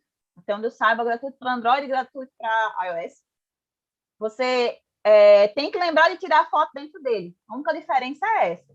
Então, assim, pelo menos eu uso iPhone, tá? A resolução dentro do Timestamp é um pouquinho pior do que a resolução da câmera do iPhone propriamente dita. Então, tem umas fotos que eu prefiro tirar na câmera mesmo. Mas, fora isso, eu acho o aplicativo excelente. Você tem lá os dados todos armazenadinhos. Aí você consegue configurar para aparecer, por exemplo, estado, cidade, endereço. Você consegue ter todo o históricozinho. E eu uso até nas minhas perícias. O timestamp, atualmente, eu estou usando até para as perícias, às vezes, para tirar uma foto da fachada, para marcar o horário que eu estou começando, porque, inclusive, eles botam a hora também, tá? Então, às vezes, eu tiro uma foto para saber o horário que eu estou fazendo determinada coisa, para ficar registrado, quando eu quero essa informação no áudio.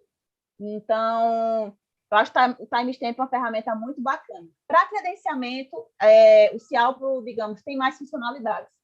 Só que o Cialpro vai ter um adendo, porque o Cialpro é uma ferramenta de gestão paga, digamos assim, certo? Então,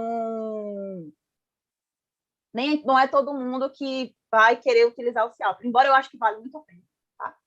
Mas o timestamp é bom para testar, inclusive. Eu testei quando eu me mudei, então eu saí tirando foto tipo, tirei foto da geladeira, eu tirei foto do sofá, porque eu queria ver como é que o timestamp funcionava para eu não apanhar em campo. Então, eu fiquei tirando foto das coisas de casa. Se quiser testar para tirar foto das coisas de casa, já dá para testar. Tá? Ele não tem Pois tempo é, de... o timestamp eu utilizei também em perícia, Drica, quando eu queria fazer o registro de vazão de água, na verdade, do hidrômetro. Então, eu queria registrar momento em que eu estava fazendo a vistoria, com o imóvel parado, o registro fechado, para saber se o vazamento era em determinada situação, né, da unidade para a parte de dentro do relógio para fora. Então, eu conseguia fazer também precificando o timestamp. Naquela época não tinha Cialpro. Hoje o Cialpro eu podia tirar as fotos naturalmente mesmo, sem me preocupar com essa necessidade, que no próprio Cialpro, quando você clica inserir geotag, ele vai pegar as informações exportadas da foto, que você já marca, já tem como pré-definição, botar as coordenadas, botar o horário, já estampa lá na tua foto, se tu quiser. E aí você tira a foto normal da forma que você quiser. Como o Drica falou, o Cialpro, ele não é só... Ele tem essa ferramenta também, é bom que você concentra, né, tudo nele, mas ele tem muitas outras funcionalidades. Se você quiser conhecer um pouquinho mais, tem algumas condições aí, eu coloquei o link. E Luiz fez uma live recentemente também, na quarta-feira passada, falou bastante sobre o Cialpro. Quem quiser, tem um link promocional da gente para você aquisicionar, dá uma olhadinha, está no YouTube, está no chat aqui da nossa sala do Zoom, tá? Então, é isso, pessoal. Por hoje é só. Nós interrompemos a nossa aula. Quero avisar para vocês que estão aí acompanhando ainda no YouTube, que se você gostou desse conteúdo e tem interesse em abordar mais um pouquinho, a gente vai falar no terceiro momento, que seria na próxima semana, né, no último momento, sobre avaliação. Depois, eventualmente, a gente pode dar sequência para outro tema, mas dá aquela moralzinha, lembra de compartilhar, lembra de curtir, isso é importante para a gente no YouTube também, tá certo? Drica, quer fazer o encerramento também, agradecer aí, dar o tchau para o pessoal. Boa noite. Eu sempre digo, se cuidem, tá? Que a gente está passando por uns tempinhos meio complicados. Então, se cuidem, cuidem dos seus. Quem está em campo, mais cuidado ainda. E estejam aqui na aula da próxima semana. A gente ainda vai falar de avaliação, tá? A gente vai falar na próxima semana sobre questão de avaliação em perícias judiciais e clientes particulares, tá? A gente meio que veio falando um pouquinho de tudo sobre avaliação, a gente termina na próxima semana. Seria falando desses dois mercados que não são mercado de credenciamento. Então, esperamos vocês na próxima semana. Pessoal da comunidade, os slides vão estar lá junto com as aulas, tá? E as aulas também vão subir lá para o Memberkit, para vocês poderem assistir depois. E aqui no YouTube a gente vai tirar elas do ar na sexta-feira, eu acredito. Então, é isso. Abraço para todo mundo. Quem não curtiu ainda, por favor, deixa um curtir para a gente ficar feliz. Então, tchau, pessoal. Um abraço para quem é da comunidade. Pode colocar alguma dúvida lá no Telegram. Tchau, tchau. Valeu. Tchau, tchau.